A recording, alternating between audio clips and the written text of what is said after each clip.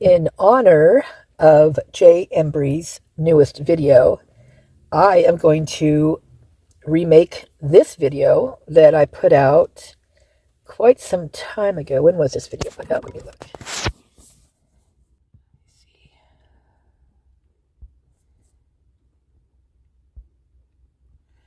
February 11th. Okay, so there you have it. Oops. I made a stand for my tablet because I make copper doodads, and I really make some really cool phone stands and stuff. You guys are really cool. They're so neat, out of copper and beads and just all sorts of interesting things. Wood, precious gems, you name it. Pretty cool. Okay, so oh, Kitty's getting awake. I just got everything on my lap and she wakes up. Okay, let's see. So I'm going to play part of this for you. What? Now you want back outside? It's raining. Honey, I just got everything on my lap. I've got a Chromebook. I've got a tablet. I've got 2 phones going. Because that's exactly how I roll. Yeah. Gets a little cramped in here in the back seat. You want outside, honey? It's raining. Are you good with that? All right. Well, I will be back. You're going to go on pause because I got to get her out of here because she's about ready to jump over top of me into the back trunk area. Not trunk, but hatchback type plate thing. Okay, hold on. I'm coming. Hold on. Whew, okay. If you guys had any clue what I go through to make a video on a daily basis, I think you'd be utterly shocked. And I'm not joking you. I'm actually pretty... I don't even know how I do it, to tell you the truth. I'm getting a little hoarse right now, so I'm still on prednisone. I'll be on that for another several days. And it's not a fun thing to be on. So, with that said, you guys know I'm just different on prednisone. Everybody is, but I'm up and I'm down. I mean, I'm actually, it doesn't make me mean or anything like that. Like other people I've heard it does. It doesn't do that to me. In fact, it clears me up. I'm very clear-headed on prednisone, which is, a lot of people say that they're not. So I'm thankful for that. But my breathing's been a little bit off lately, as you can hear right now. I'm winded just getting out and just putting her outside so I could get something done. And I know she feels my tension too when it's like with this stuff that I'm on. I know she gets amped up because it makes me amped. Although I did fall asleep, gosh, normally it keeps me up for a good 3 days when I first started. But second day, I was up for a full day, and then so the second day around, and I fell asleep sitting up. And I woke up and it was freezing out here.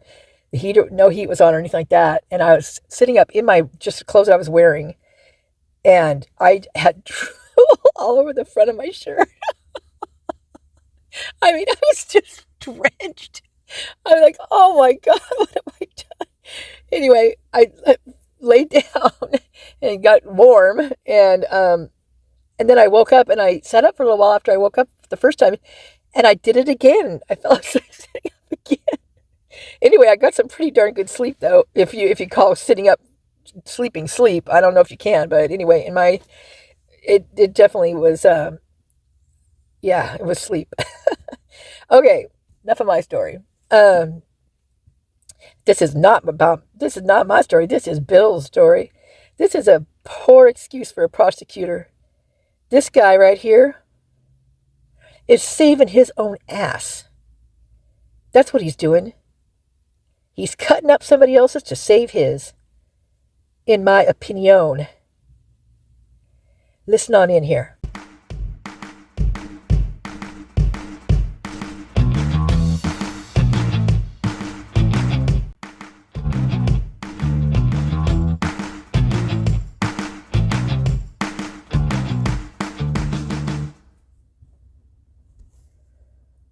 The investigators are looking at I think it's fair to say that there have been people of interest to the investigators, and everyone that they've identified so far, they've been able to exonerate. Perhaps exonerate isn't the best word, but they've been able to eliminate them as being an actual suspect. And we do not have a name of a person or persons who are actual suspects. That's what they're focusing on still. So there's not someone behind. Then how could you exonerate someone if you didn't have the name of what actual suspect? I mean, what were they to you then? And exonerate's a pretty big word, Bill. I mean, they were all freaking out when Brian mentioned the word exonerate. But you're mentioning the word exonerate? See? Look at even Brian's going, what? You said exonerate? Yeah, he did, Mr. Enton.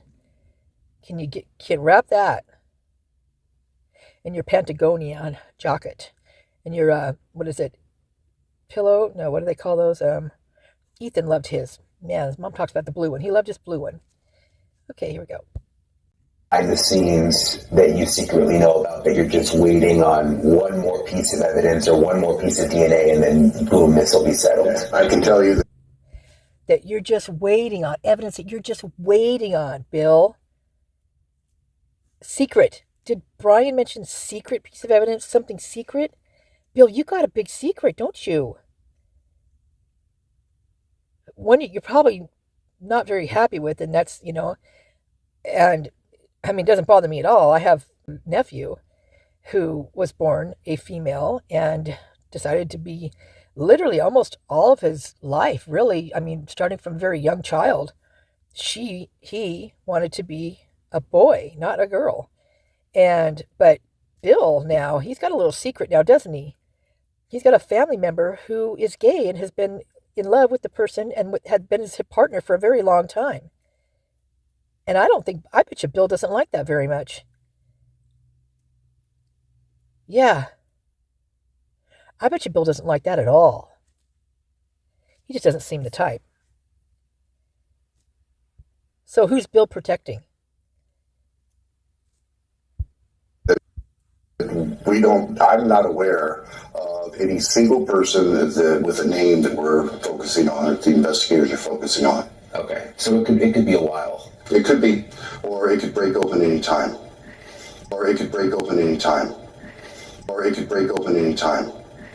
Is that a slight upturn of the cheek and a twinkle in the eye that I detect? And actually, right now, you know what that I'm detecting right now with that? Oh my God. Look at him. He's got, those people that, okay, you're watching something go down across, say you're at the bar, and you're watching two fools going at it, right? And they're just, they're getting on each other's nerves, but they're not in fighting mode or anything like that yet. And one of them is just getting, basically the one that's starting to escalate in the angry mode is really the one that's egging everything on. The other person's not really saying much of anything, but for some reason it's triggering that person. Now this is whatever this is triggering Bill, because Bill looks like that guy who now is really pissed, and you see him put his hands flat on the table, and at the same time he's pushing his chair back, and he's got that look on his face going, ready to, you what? Come on. You want to bring it on? You want to egg it on? You want to fight? Come on. That's what Bill looks like right here. That look on their face when he's just like right there. Okay, fine. Right? Doesn't he look like that? He just looks, I mean, he is, yeah. Wow. I wonder if he was a brawler in his day. I wonder what Bill was like back in the day. He also looks a little scared, doesn't he? But he's not too scared to throw somebody under the bus for something that he knows he didn't do. Because Bill's the one being threatened here.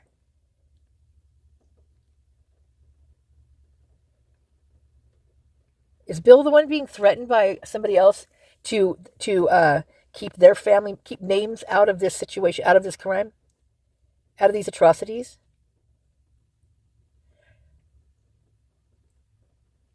Now I'm not sure what date this was done, this actual interview, but I do believe wholeheartedly, this is all my opinion, pure speculation, pure ass speculation. I do believe that they knew that something was going to go down at that house well before it happened. Because I think they sought somebody out to take the fall on this one. I mean, look how quick this happened. Look how quick Brian got there and how this all played out. Did they accept him over there for that whatever graduation or that whatever, I don't know what it's called, but being the TA and all stuff, did they accept him just to be the patsy for this, knowing full? I mean, is that how he got there? That makes me sick to my stomach thinking that is the case. But it's kind of weird when you think about the whole thing, and how the gag order comes about, how we knew nothing about Brian, right? Literally all we know are things that they have told us. The survey that he put out, the thing for school, the snow, the whatever called the I just talk. Sometimes I think straight on this stuff, sometimes I don't. Okay, so you just got to bear with me on this one. Whatever snow stuff. Anyway, there's so much that they had already gathered information on about him, allegedly, or maybe bits and pieces. See, this is how it works here. This is how it works with like narcissistic people and things like that. So in order to get the next party to believe you and to sway them to your side, they do this thing called triangulation. And what it is they have a truth to the story they're going to tell, right? There's always a little bit of truth to it because that's what brings you in. That's what grabs you, and that's the hook right there. So the story goes something like, okay, say that they're trying to get you to go with them against a different person. So the narcissistic person gets contact with a friend or whoever with this other person that they're going to be messing with, right? And they say, "Have you heard? Did you hear about so and so the other day? It was really weird." They start talking, like a truth about where they were. Like say they were at a party or something. That's a truth right there. And their friend, another friend, was actually there. That's a truth. But what they're telling you is not truthful. They're saying something like, "Man, they just went off. They just acted really weird. They were talking about so-and-so and just really not acting right." So there's that little hook right there. They got you pulled in. Now they're feeding you this story. Now there's some truth to it because you were there and these other people were there. And now, as he's saying this, you're starting to see things in your head, making it real in your head. Oh, yeah, I did see them talking to that person. And that person did leave, not too long after that, and so on and so forth. Well, what in all actuality happened is that person had to leave anyway. That person was only talking to him saying, "Hi, oh gosh, I wish you could stay longer. This really bites, But anyway, you go to do what you need to do. That's okay. We'll see you soon. Thanks for coming." When that's what was said, when this person here, this Bill guy, he's telling a whole different story. He's getting this person that loves and loves you and is always, maybe it's your significant other. It could be anybody. But they're getting this person to believe that you've done something when you haven't done anything at all. So now he's got this story now in this person's head, right? And maybe it's a story about, maybe this was a guy that was leaving, and maybe it was a story about, them hooking up, or it could be anything. But they do like to do that too. That's a real big one, trying to break up relationships. So now this person let's just say it was a significant other that he told the story to, now he's got this in the back of his head that his girlfriend was talking to this guy and was really upset, and there was something they were personally talking about, and then he took off and he left abruptly, and so on and so forth. So now he's got this embedded in his brain, right? And now things that he sees in the past that had happened, he's putting this story towards those things because maybe they didn't totally feel right to him. He didn't get his full answer when he asked a question of where she was or what she was doing. But it's all on the up and up. She's clean. She didn't do anything wrong. But now this story that this person has put in his head is you breed what you seed, right? They plant that seed and it breeds in there. So that's what they did in the beginning of this case, is there was nothing, they even changed the pictures of Brian. He looked, like they tweaked his eyes all out. They made him just look harsh in the actual colors. There was no softness around him with any of the pictures. Nothing. Like they literally made him look like he was like a monster, and everything they said about him was a monster. They even put stuff out, you guys, that never should have been put out. Like, well, for instance, Fry, when he just got back. Well, I don't think he got back yet, or maybe he had just gotten back. But anyway, he said, now we have the guy that committed these crimes. He said, we have the guy, like there was no allegedly we have the guy, or, we've got a hold of someone we might think, is whatever. No, he said, we have our man. The chief of police that people trust in that town, they're supposed to be able to trust him, right? He is their lead police officer, that actually leads the other men that you're also supposed to trust. When all actuality, those people in that department have family members, and I'm talking not one or two. I'm talking a lot. And they all work for the same team. They all work for the same team. And they're all making bank on it. You know what that team is doing? That team is killing your kids. Yeah, it is.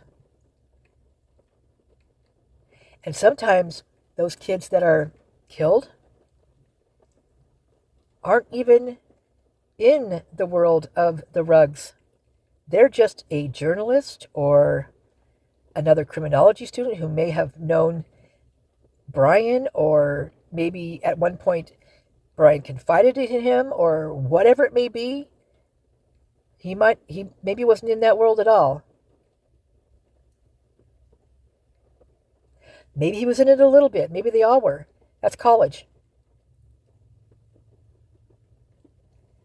But with that said, what's worse? A kid experimenting, a young adult experimenting, or an old man like this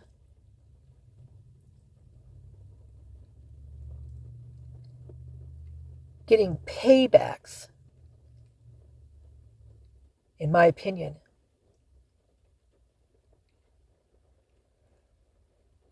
For family members who are doling this stuff out to those young adults.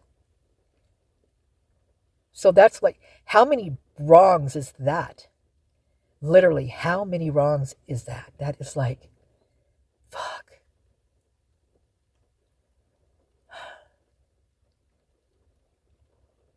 That is like, wow.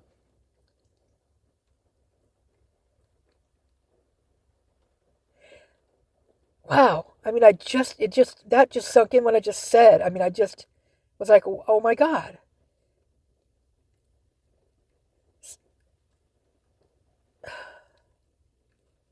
And not only that, but knowing that the young adults that do get busted or whatever planted on them, who knows at this point, and then they talk them into being informants.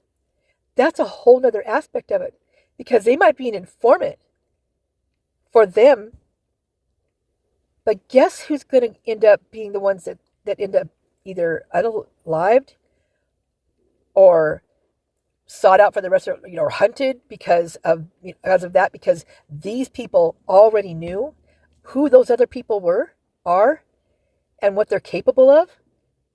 And now they've got a young adult who's just, out of high school, into college, young, learning the world, just, green, just, shouldn't have said green.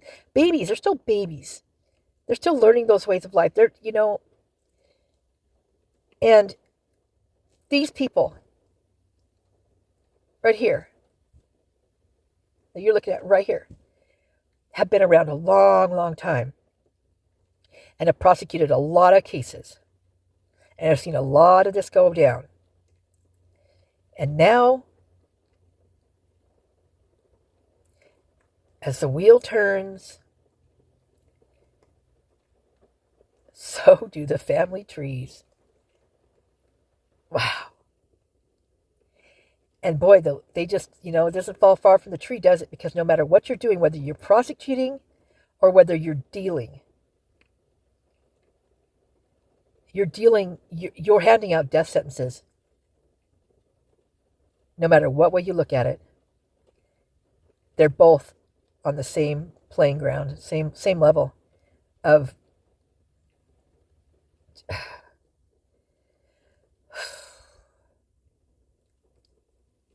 except we're supposed to trust these guys. They're supposed to take care of the people that are innocent.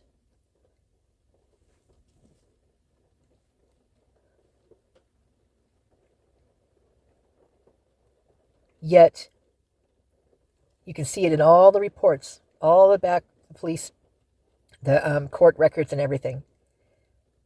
It's mind-boggling what these people get away with in that town. One after the other, they just, boom, they get pop, pop, pop, pop, pop. And they are let out. There's nothing. They don't get anything. They get unsupervised. I'm so mad right now. Unsupervised supervision, parole, whatever you want to call it. Unsupervised. When they just got popped for what a young adult got popped for, like a grain of salt compared to what these other people got popped for. And now this kid's now an informant, informing upon these people that just got popped, that he's letting out to do it again, to all over again. Because if this guy's in jail, how's he going to make the money? Because they all have their hands in the pockets, and they're all protecting each other. Whoa. What a dirty wheel that is.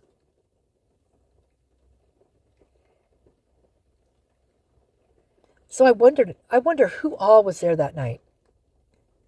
Who all had a part in this?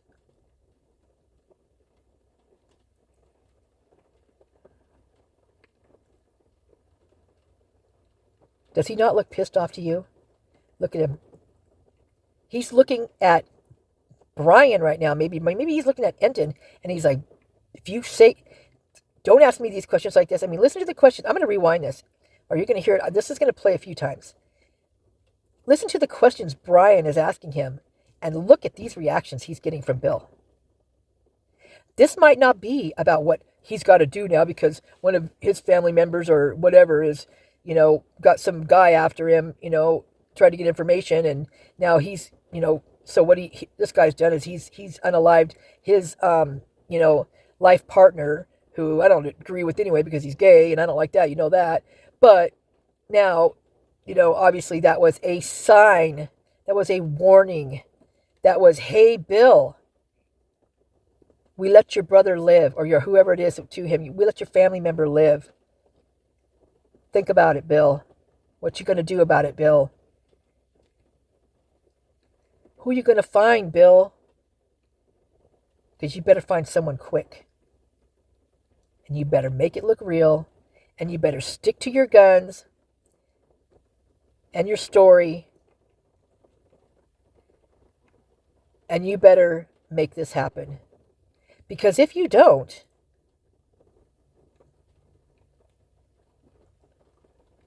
you got lots of family members, Bill. You won't ever know which one it is.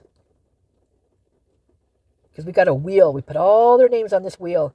And we just spin it. And wherever it lands, it lands.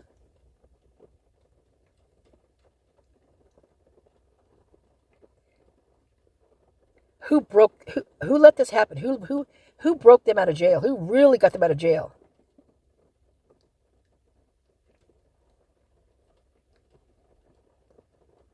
Like, letting Farley out of jail.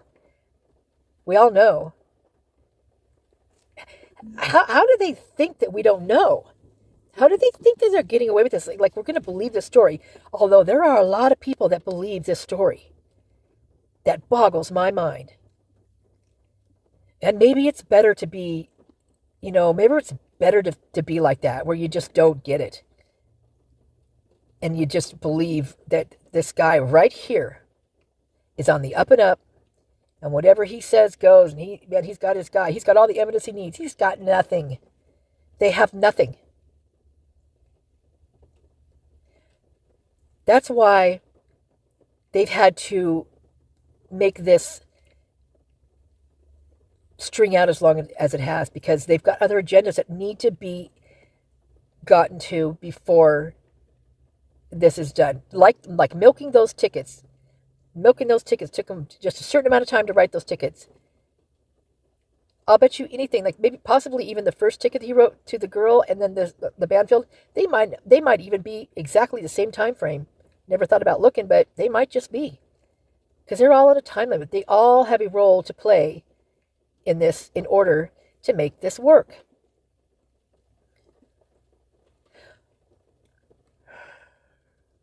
And they all have screwed up along the way and said something they shouldn't have said. Let out a freaking body cam video that people caught on to people running behind him and Rosie shining his light. Just all of the stuff. The timing of it, the bad police reports, timing screwed up. I mean,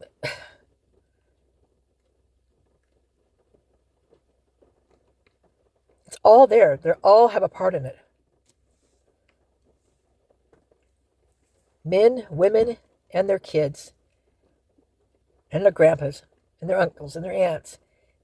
I mean, even people that probably didn't have to want to be in this, that have nothing to do with it, now probably have to be in it in some way, shape, or form, because how dangerous and corrupt it is, and how rooted it is. This probably goes all the way back to, the freaking, the prohibition. I bet you this goes way, way, way the hell back. Can't you just see Bill's relatives, his ancestors, doing that? All his rotten teeth, they're chewing on, doing the spitting hand, and they got the whatever it's called. Now I can't see. This is where I mess up on this stuff, is I can't think of certain words. The sty, whatever you brew in, the sty, not the sty, you guys know what I mean. Kiln. Anyway, so they brew in their booze, right? Can't you see Bill's family doing that? Man, Bill even looks like he would do it. Maybe he does. He does have a lot of big chunks of land out there in the middle of nowhere.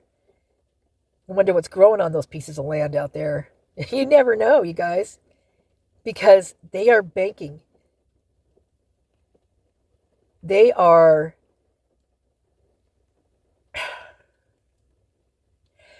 How? This is what I don't get. So, you're getting all this money, right?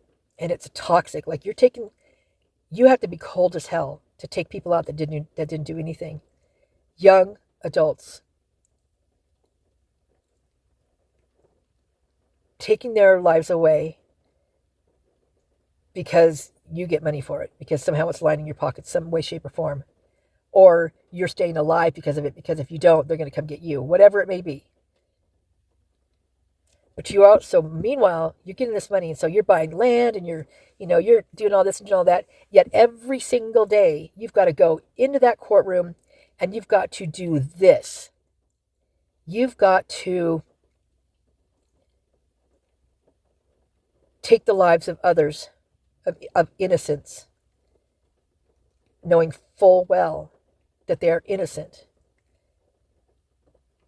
Maybe not totally innocent. They might have gotten in trouble for one thing, but literally in the eyes of, anybody, innocent compared to the other people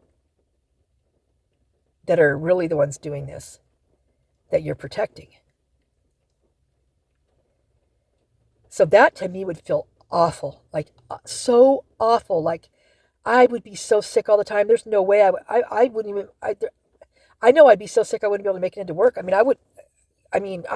couldn't do it. But you go in there every day and you prosecute case after case and you get the money, honey, and you put it away. For what? For what? You spent more than half of your life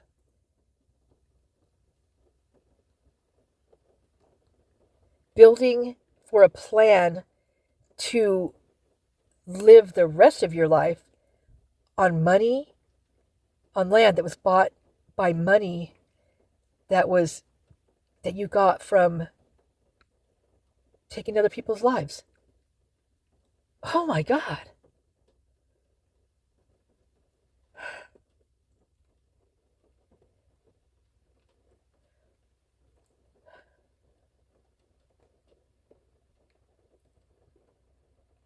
Well, I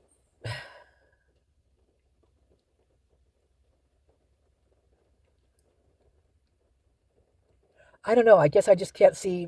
I'm trying to picture myself doing something like that. I mean, I can't picture it at all, but trying to just see, what am I going to do when I'm done and I'm retired and I'm out on this piece of property and am I going to laugh? Am I going to play the fiddle? Am I going to dance? Am I going to, play with my grandkids and, bop them on my knee? Am I going to pick apples? And what am I going to do that's going to make me forget what I did prior to getting here, picking apples and making cider for the kids?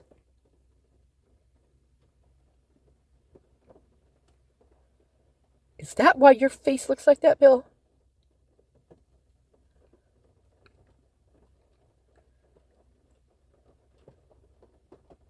Because I bet you my face would look like that too if I was in that situation. But since I know I'd never be in that situation, I don't have to worry about it now, do I?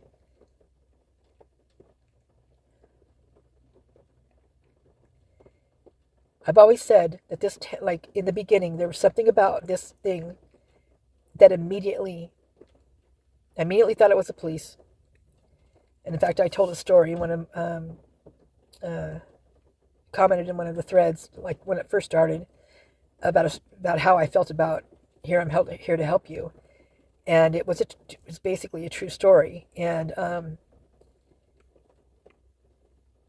I've never forgotten that, and I've never also forgotten the feeling that everyone in this town, in one way, shape, or form, whether their hands got dirty or not, they're all involved. I mean, there's the ones, there's always, those ones that aren't. I'm not saying that everybody, because it can't be a whole town of people like that, because they're students from different places and stuff.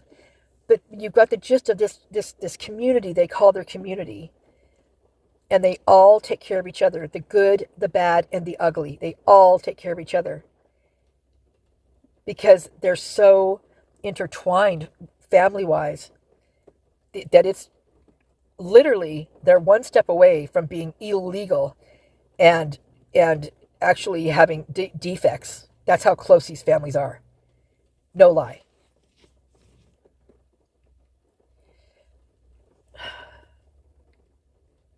I don't even know how they can regulate something like that. Oh my God.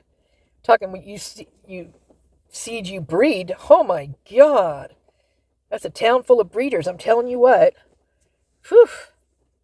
I mean, I bet you they have to have something in their wallet, in their purse, in their something in order, like if they were first dating or something like that, or going, whatever, to show what family they're, I mean, how deep in the family they are. They have to have these cards. Instead of social security cards or ID cards, they have what part of your family tree are you on? Wow. Man, it's like, holy crap. Can you imagine? That just reminds me of that guy, that sicko guy that was that sperm donor who he was the only donor, and like literally everybody, was it New York? Was it somewhere, like everybody was related because there were so many. Oh God. He spread his seed far and wide, man. Brothers and sisters were hooking up, and I mean it was just, yeah, really awful.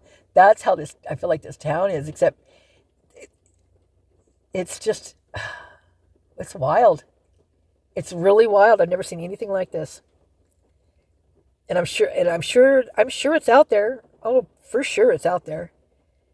But I've never met it before until now. Okay, let's play some more Billy. Billy, don't be a hero. Don't be a fool with your life. Too late. He's a sick one indeed. Are there persons of interest and people that the investigators are looking at? I think it's fair to say that there have been people of interest to the investigators, and everyone that they've identified so far, they've been able to exonerate. Perhaps exonerate isn't the best word, but they've been able to eliminate them. Let's hear that again, okay? Hey, Eliminate? Do you mean like Caden? Or Jason? Kaylee, Maddie, Xana, Ethan,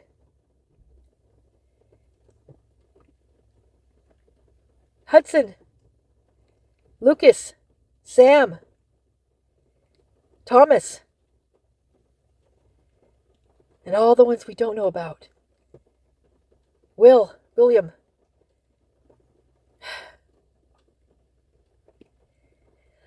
Eliminate. Eliminate. What do you guys think about when you think of the word eliminate?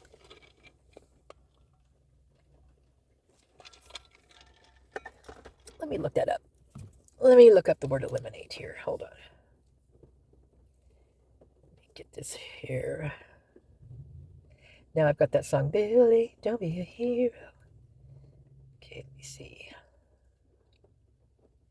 Rid of that one. Go for yonder. Eliminate. Here we go.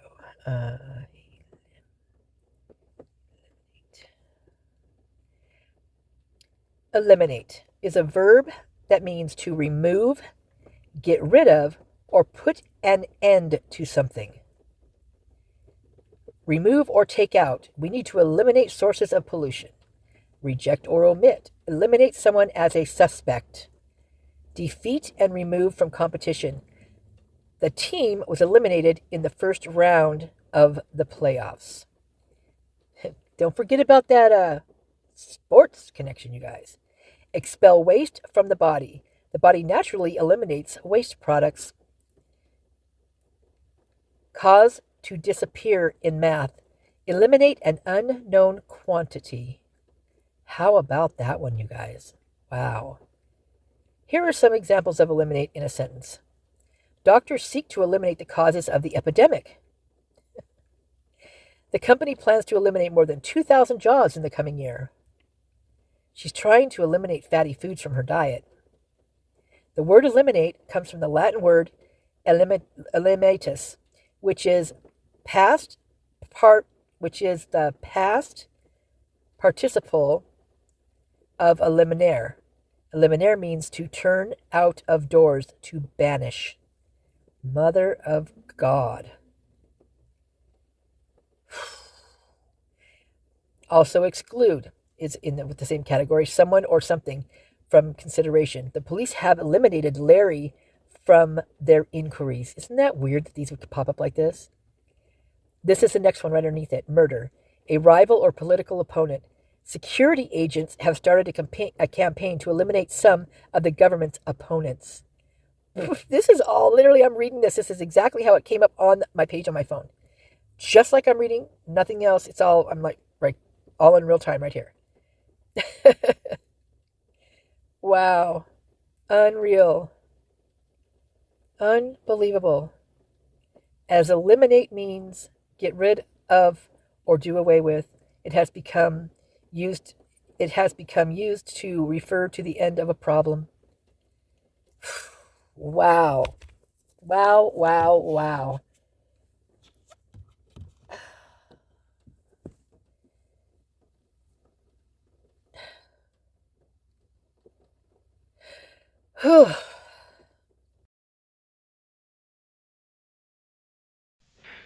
Thank you to Huda for bringing this to light and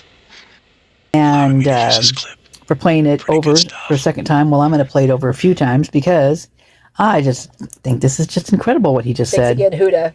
Incredibly stupid on his part. He just put his foot, and yes, let's say he just put his feet, baby. Both of them in his mouth. Wow. Persons of interest and people that the investigators are looking at? I think it's fair to say that there have been people of interest to the investigators, and everyone that they've identified so far, they've been able to exonerate. There have been people of interest to the investigators, and everyone that they've identified so far, they've been able to exonerate. Perhaps exonerate isn't the best word. People of interest to the investigators, and everyone that they've identified so far, they've been able to exonerate. Are you stumbling over your words there, Mr. Santa? How dare you? Exonerate, exonerate, exonerate. What are you talking about? I would love for you to, talk a little bit more about this. Tell us who those people are. Tell us who you, let eliminated. Go. Tell us what frat guys it was, in my opinion. Do tell. Do tell what your fellow brothers are doing today. Are they partying? Are they in Mexico? Are they at their family homes? Or were they? Is that where they went after this happened to Thanksgiving vacation? Went and had Thanksgiving dinner? Like nothing ever happened? Bill, come on. Spill it. You know you got it up in there. You got a few beans left in there, right? Doesn't he look like... You guys, I have to say this. Doesn't he look like he would really fart when he ate chili? I'm sorry, I had to say it. Because that's what he looks like to me. He looks like he would be noisy. He probably carries a bottle of Beano in his back pocket. Sorry, I had to go there. Oh my gosh. If I didn't laugh through some of this stuff, I would be crying all the time. But Bill, seriously. Seriously, Bill. Spill the beans. Where are your wrinkles, Bill? Oh, God. I wonder if, I'm just going to say this because, this is something that went around a while back, a long time ago, during, I think it was Hillary and, what was it they were eating, taking this, something from whatever, I mean, I don't know if this is true. All I know is I heard it and it was talking about what they all eat to keep them young. Ugh. And I'm just wondering what Bill eats to keep him wrinkle-free over there. Because at his age, he should have more wrinkles than that, don't you guys think? He's awful rosy-cheeked. I mean, does he spin in a circle and lose 10 years or what? Maybe he's spinning so fast that the wrinkles like fly back. It's a natural facelift, right? Maybe something like that. I don't know. But I think Bill's a person of interest, to tell you the truth. God, I in can't my believe I said this. opinion, purely speculation. That Allegedly, all just what it's just what I think. And I could be totally off, but could be totally on too. Look at that blank. Look at this. Look at that. Those are some DEA DIs, if I do say so myself. There is no, look at that. Where are you, Bill? Which brings me to the reason I'm at this video, because someone just commented on the video that said, Bill, blink twice if you're in there. Or no, Bill, blink twice if you're in danger. And I saw that comment, and I went immediately to see, what video it was on or whatever it was on. And I remembered this video after she commented on that. I was like, or I think it was she. And I was like, oh my God, I have to go watch that video, because I remember parts of it were really funny. But I remembered it being important, but I didn't remember what it was, what made it important. So anyway, as soon as I saw it, I was like, oh my God, I need to make a video about this video. So that's where I'm at. That's why I'm here right now. So thank you to whoever did that. I should go look and see who that was. Actually, I'll do that right now. You guys will just hang with me here in a second. Turn it this way. Do I have to do it that way? Maybe I don't. Hold on.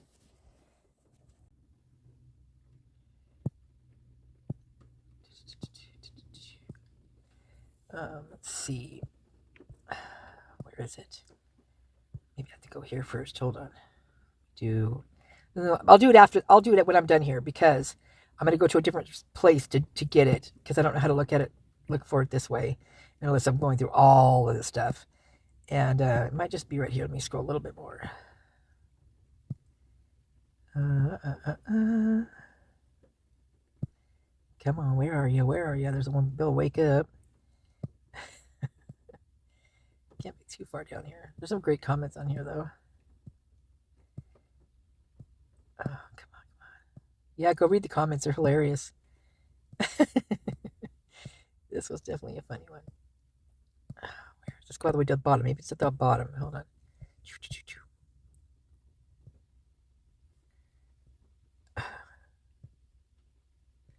Where is it? It can't be that far. I might have to cut this part out of the video, because there it is right there. Bill, blink twice if you're in danger. I wrote laugh my ass off. I said, I gotta go watch this video game. It was pretty funny, if I'm remembering correctly. So thank you. So I don't know if this is a male or female, to ZKB778. I appreciate your comment. And you just,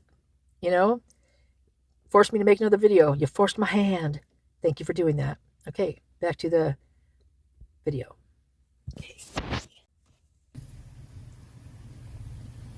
Bill. Wake up, Bill. Bill. Knock, knock, knock. Are you in there? Bill, say something. Bill. Dang, you guys, what are we going to do? I think he's in there somewhere, but I can't really see him. He can't see us. It looks like he can't see anything. You think he's in there?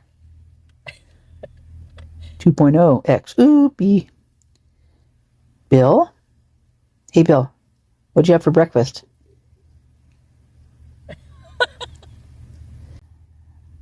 Is there markets that sell that kind of stuff? Bill, did you put milk over it? Oh, Bill? Gross. Hey. Bill. All right. Looks like he's not going to answer us not in right now anyway. We'll see what happens. Meanwhile, The ranch. Everybody have a great Super Bowl Sunday. I don't know who you're rooting for. I'm pretty much a Niners when I'm not for the Hawks, that kind of thing. But you never know what's going to happen. Tell me who you're rooting for. I'm not rooting for this guy, though. But I would like him to wake up and tell us the truth. That's what I would like. But you know what? By the looks of it right here, I don't think that's going to happen. He's in there deep. Look at him.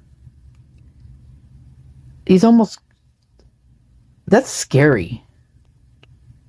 Ooh, let's not look at him anymore.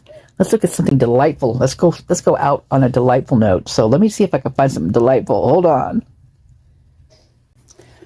Okay, well, I didn't find anything, well, right off the bat. Actually, this is the first thing I found, actually, which kind of was like, whoa, are you kidding me? So, watch at your own discretion. Maybe this is, I don't know, why Bill's got such rosy cheeks? I don't know. Maybe it is. I don't know. It's just a question. It's just a thought, it's just like, whoop, right past me. But anyway, here you go. Bon appetit. There's a bit of, less than appetizing legislation to deal with in House State Affairs Committee. And in case you didn't know this, Idaho is the only state that specifically outlaws cannibalism.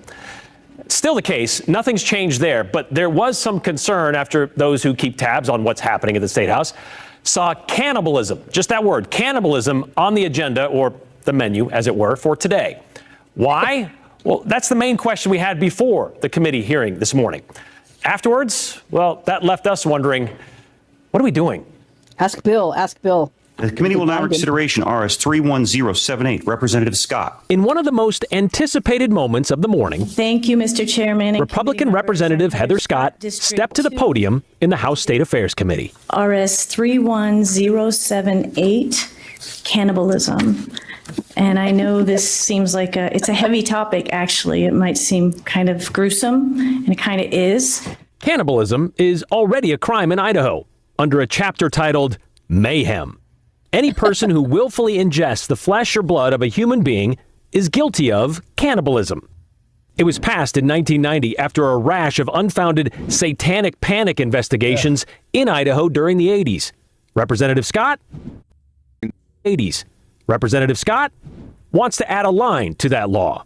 Anyone who willfully provides said flesh and blood to another person to ingest without that person's knowledge or consent is also guilty of cannibalism.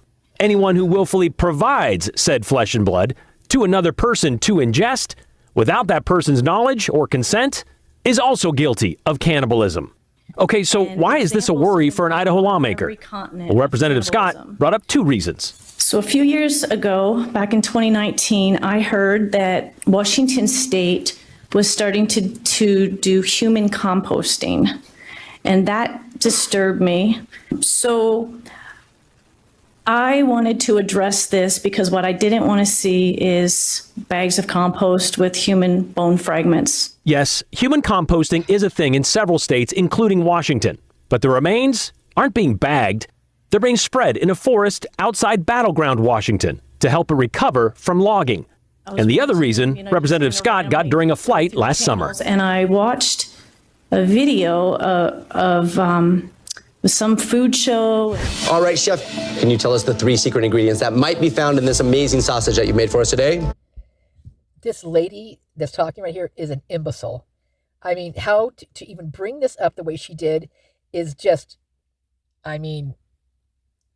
it's so it's so out there. I don't even know how she got up to talk, or they let her. And obviously, I don't know, maybe it was an inside joke because she looked like she was laughing through part of it because it's so ignorant. I mean, it was like, what was she thinking? What were they thinking letting her up here? The 3 secret ingredients that might be found in the sausage are fish liver, human flesh, or shark. Are those really the 3 ingredients? Yeah. And one of the options they told these people that was in the food was human flesh. Or human flesh. God help you, it better be shark. Not okay. That's not all right. It's a wonderful renewable protein. Well, hey, all right, No, are you that's sure? disgusting. No, I didn't know it was going to go like this either. No, that's really disgusting. Chef, are you serious? Yeah, of course. I thought, this is going to be normalized at some point. The way our society. Looks like the Bayless lunch is ready. Perfect timing. I think I heard her stomach growling. Man, that girl looked like a scrapper on there. That show, I wouldn't want to scrap with her. I don't scrap anyway, but man, she looked like she'd be tough. Just saying. Look at this guy in the back with his blue shirt. Chef, are you serious? Yeah, of course. I thought, this is going to be normalized at some point. The way our society's going and the direction we're going, this is going to be normalized. So Representative Scott based her bill on a video posted to TikTok a month ago. Yes, I'm afraid you're both wrong. It is human flesh. No. About something that wasn't actually real. We're going to stop shooting this right now. We're going to do another show called Fameless. It's David Spade's new prank show. Thank God. I guess this is what happens when you do your own research. There's a lot of documentation out there. If you just Google it, there's a ton of people showing it and how they're doing it. And yeah, most of it's in Idaho. God, man. This lady, what did she, the TikToks are short. Did she not watch the rest of this TikTok? I am like, I mean, look at this guy's face right here. He's like, what? Look at all of them. This guy's, really? They don't have to talk about this? She's not watching the rest of that TikTok? This guy, oh, she's like a couple, maybe like even more than a couple. She's missing some eggs or cookies or something. She's got not all those, she's got rocks in there, man. That's it. This guy's just bored. He's like, oh God, not another one. He's like, pizza sounds pretty good about this time. We all know what's on pizza. pretty, upfront in their freaking choices.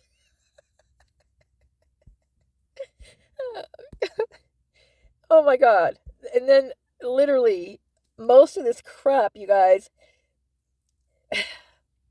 get this. So before we moved away from Idaho, I was very young. So my grandmother was born and raised there. And I spent time in Bonners Ferry and all these surrounding areas, that are here.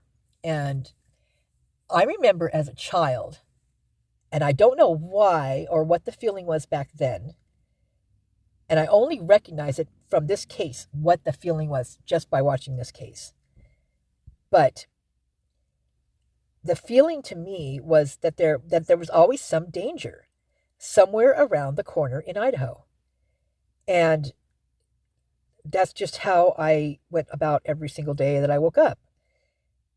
Whether it be on the farm, something was going to happen, like, you're going to get run over by a horse, or there's a tractor, or your brother was going to, trip you or something.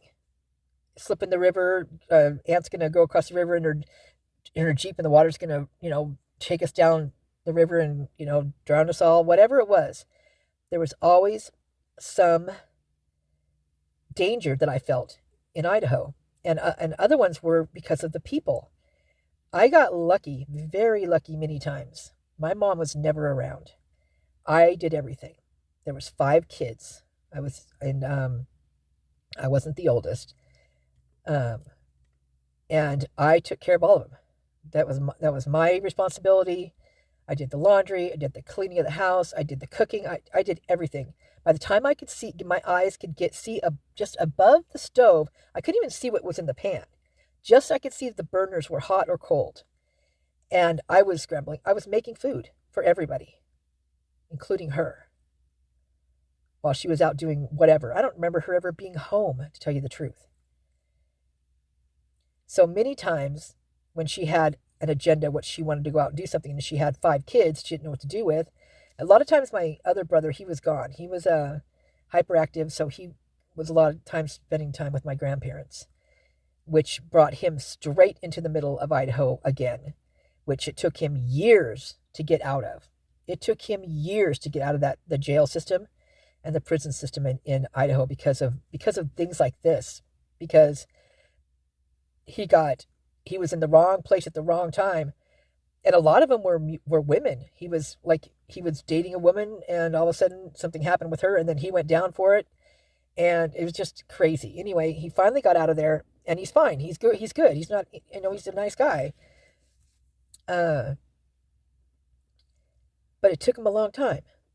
But thank God I didn't have him around during this time, because I don't know. 4 kids was enough. I can't imagine. 3 kids was enough. I couldn't imagine having another one, especially hyper like he was. But there was times that my mom would just drop all of us off, like down at the movie theater. And I'm talking like, you know, they was all younger. So they were all like a couple years younger than me. So there was, you know, young children. I mean, I moved away from there. She's dropping us off. I'm in third grade. Third grade.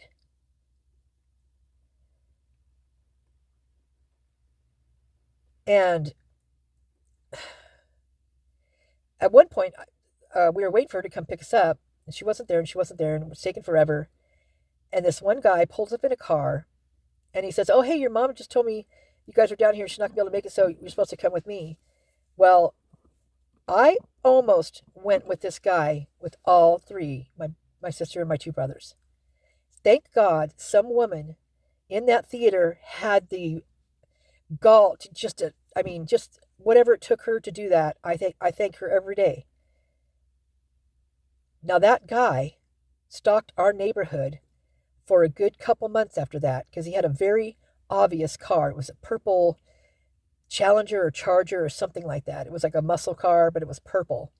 And he used to sit at the end of the road and just terrorize me. And it was just like, that's the danger I'm talking about.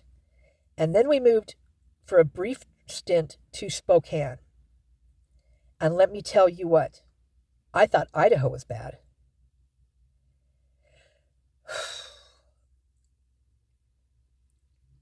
Spokane was so scary to me.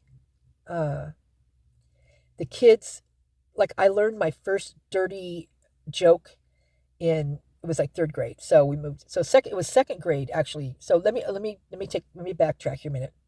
The theater story was in Spokane. So that was in third grade in Spokane.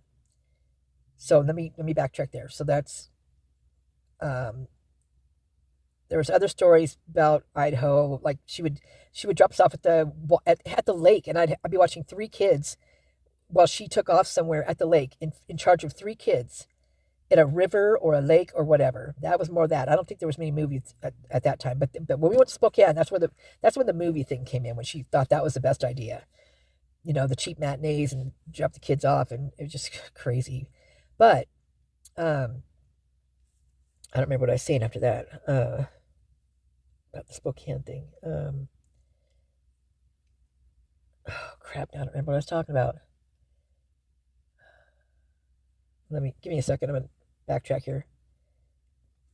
Well, I don't remember it, but we lived in a pretty good neighborhood, actually. It was next to some very, very well-known parks, and it was not really, from what I could tell, like a dangerous place, right? But it felt dangerous to me all the time. My first dirty joke, that's what it was. The school, I learned my first dirty joke. I was like in third grade, and it's the way the kids talked. I was just shocked. The way they cussed, and they were mean to each other.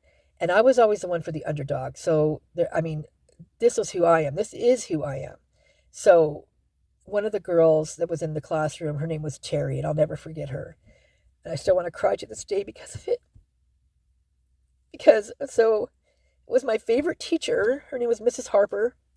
And I just thought she was so pretty, and she just looked like, now that I think about it, she looked like the oldest girl on like the Brady Bunch, Marcia. She had kind of that look to her. And I just always thought she was so pretty and so nice. Well, Terry was this girl who, I wouldn't say she was slow, but she definitely wasn't, I don't know if she wasn't used to being around people. I'm not sure what the thing was, but she was clumsy. She was heavier.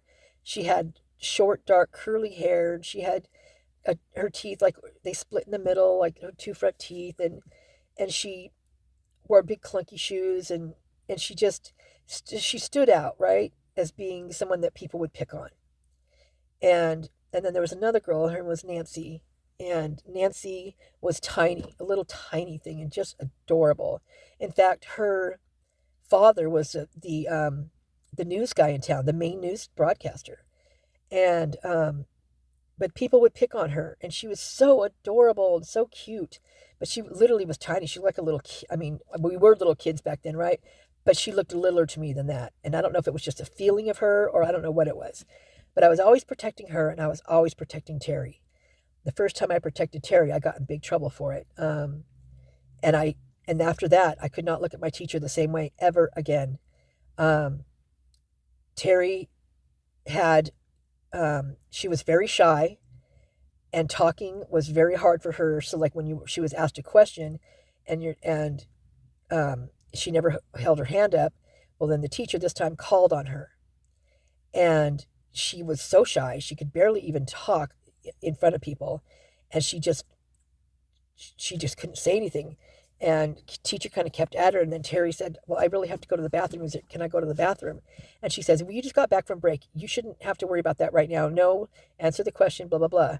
Well, Terry a tear started coming out of her eye, and I just felt it. I just was like, oh my God, don't do this to her.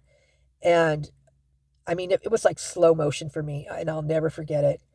And I just sat there and watched Terry just sit there at her desk.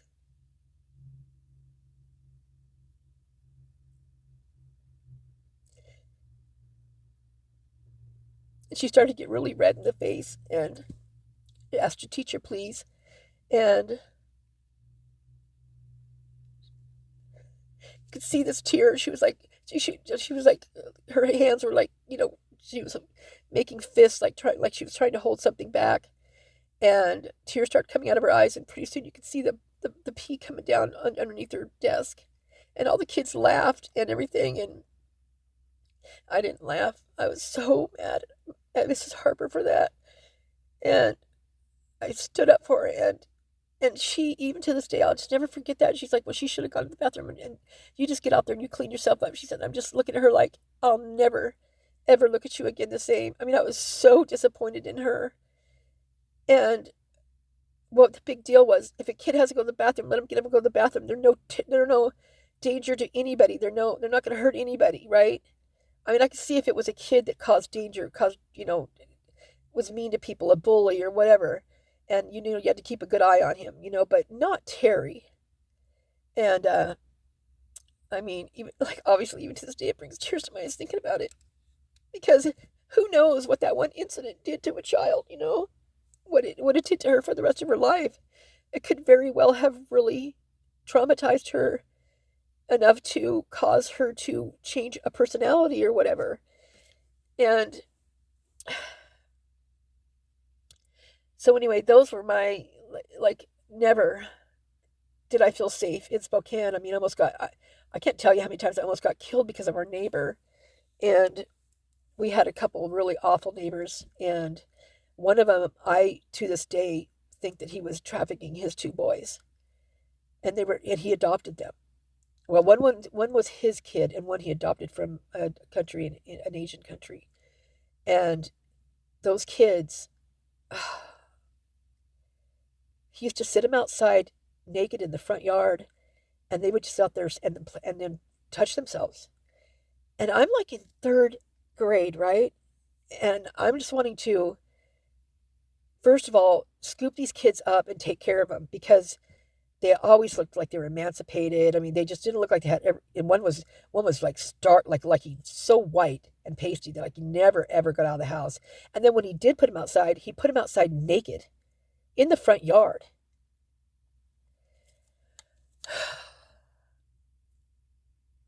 Yeah, needless to say, I've probably been scared all my life, really. And then with this case coming up and realizing that this area is so scary. Just knowing what I felt like it was moons ago, and the escalation that it must be now, how elevated it must be, and just the sheer magnitude of all the generations that have been born since then. It's like, wow. I can't imagine for someone who is I feel things, right? I feel things that other people don't necessarily feel. And I get triggered easily with certain things because of the impact that I know that they bring to me or to others, just by surely just being mentioned or if someone knows this is what's going to trigger you and they do it, that type of thing, I can feel it. I can feel it when most people, like at a party and something's said and everybody else is laughing. You see that one person in the crowd that's not laughing. In fact, they're very disturbed by what was said. That would either be me acknowledging that I'm looking at the other person who is feeling that way, right? So two people would be me and the other person, because I can feel what they're feeling. And I know that whatever was said by that other person was directed towards the person right now that I'm feeling it from, that's feeling it. And it was meant for them and them alone. And it was meant, then that trigger, they knew that this person would be triggered and would have a reaction, and it would show immediately to everybody in that room, but nobody got it. Nobody understood why this person reacted like that, because nobody else has any, ill will towards what was said or whatever it was. But this person, this one lone person in this room, now has this crazy reaction, and who knows how crazy it could be. It could be anything. I mean, certain things set people off, right? And now they're looking at this person, they're all joking. It's all a laughing matter with everybody else, but this person is very upset. So now they're thinking this person is some weirdo or whatever, or, snob, or who knows what they're thinking. But there's something now off that they're thinking about this person who's not reacting like everybody else. And that was intentional by the person who is now laughing and saying, oh, she never gets my jokes, or she, whatever it may be. Because they have a mission. And that is to make that person look bad to other people. And these are the kind of people that, it was weird. I try to say, here's what people always say, oh, I didn't like that town. You're just terrible people in town and everything. Well, I like to look at it as like a story I heard years ago where this couple was moving up to Alaska, and they're on this road trip, and they stopped at this little convenience store, and midway up there, right? And there was a little old lady in there, and the people pulled in there, and they got in there, and they're talking to her, and they said, well, what kind of people are up there in Alaska? And she says, well, what kind of people did you meet when you're back home? And they said, oh, just terrible people back where we live. That's why we're moving up here, just terrible. And she says, well, those would be the people that you meet when you're in Alaska. And the next couple comes through, and basically the same questions asked, and they respond with, oh, beautiful people. We had met so many nice people out there. We're moving because of his job. We really didn't want to move. And she says, what kind of people up there? She says, same kind of people. You'll meet the same people, nice people. And it's just who you're. I've always thought that way. You seed what you breed. You think, like, if you're putting a thing in your mind, it's going to come, not necessarily come true right then and there, but it's going to, if you keep thinking about it over and over again, it becomes a pattern, right? And so that's always been my thought process. But there's certain areas in my life that weren't ever like that. And that would be Idaho, and that would be Spokane. Both those places are, to this day, it scares me to even think about them. So what's going on here is, okay, now I remember why this brought me here, because of my story, my grandmother. Okay, so what happened before I left Spokane? And it's going to sound crazy to all of you, but it was real to me, and it was real at the time. And these newspaper articles that they just brought up in here actually is why I just thought of this. So there was a certain time in town where there was these people coming down from the mountains, I guess is what I got out of it, coming into town from somewhere that wasn't in town, right? Nothing that I knew by, as a little girl, whatever I ingested or thought or whatever, I'm not sure. But in my thought process, they weren't someone that was like lived there. And so, and my imagination went straight to them coming down from the hills. So these people would come down to the town, and it was women, children, men, mostly women and children, and they would stand across the main street, and they would hold hands really tight. and they wouldn't let people pass when they were driving by. They'd make people stop.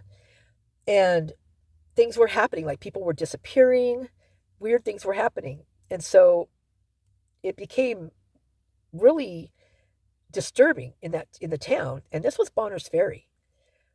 So at one point in the paper, literally and I'll have to go back and try to find that, because I remember the adults talking about it, but I never read it, of course, but I remember them talking about it. And it was that if you see these people, because people were disappearing, right? They were disappearing, literally disappearing. And they couldn't track them. They didn't know where they were going. There was no blood trail. They could not track these people. They didn't know what was going on. So they said that what they needed you to do, if you see a line across the road with people holding hands, you need to put the pedal to the metal and kill as many of them as possible. Don't stop. Don't get out of your vehicle. Drive through them, is what was said. And so I remember to this day, Grandma putting us in the truck, the red truck, and telling us kids that we're going to go downtown, and this is something you might need to expect, because if I say, kids, hold on, it means you need to brace yourself and hold on. We didn't have we weren't wearing seatbelts back then. I don't even know if that truck had seatbelts. Probably not. But it was pretty much directed to me. You protect the kids. You hold them in, right? She says, because if we see these people standing across the street, we're going to put the pedal to the metal, is what my grandma said. She loved to say that. Pedal to the metal, and we're going to, did she say mow them down? Or I don't remember what she said in that point, but basically take them out. This is what we're supposed to do. Grandma's going to do it. And help me out. Grandma was ornery. Grandma, yeah, she meant business. So I just remember being freaking scared out of my wits. I did not want to go. I did not want the kids to go. I did not want her to go. I didn't want to go to town. We had to go to town. And it didn't happen, thank God. But that story stuck with me forever. And there were things they were finding when they were finding certain people and arresting them. Was being said that they had, this is so gross, dried fingers and toes and stuff in their pockets, in their jean pockets, in their dress pockets. Yeah, disturbing, I know. And it sounds like I'm crazy telling the story, but this is something I'll never forget, and I'll never forget how goddamn scared I was. Oh my God. I mean, it still scares me to this day thinking about that back then. Whoa, it scares me so bad. Just thinking that there are people like that out there. And Idaho is just crazy with stories like this. Rupert, Idaho, that's the place where I think it's called Baby Zero. Baby Zero. Was it Baby Zero? Anyway, Rupert, Idaho, look it up. It is about a dad and his boy. They were out riding SUVs or whatever, and they came across something, and they looked inside, and there was an infant in there, gone, and that they're saying that it was a sacrifice. And yeah, read about Rupert. Rupert, Idaho is a bad one. So it's all over there, and I've got story after story after story after story about that. And it's not the only one. And it's real stories that happened in my visual, in my life, about Idaho. And this is why this case is so important to me, because it is. That's the way. Okay, let's get some more laughs out of this lady, Kay.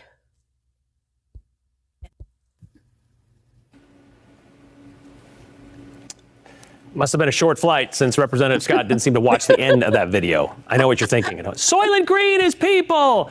Well, Representative Scott said she was wanting to stop human composting from getting into the food supply, which is why she brought this bill forward. So just to reiterate, when it does come to human composting, what's left after 8 to 12 weeks is 1 cubic yard of compost, which is mostly plant material and very little human DNA left in it. Families can take that cubic yard home, or they can donate it, which is then spread around to several spots across Washington, which is what I found out today. But it is not used for food production.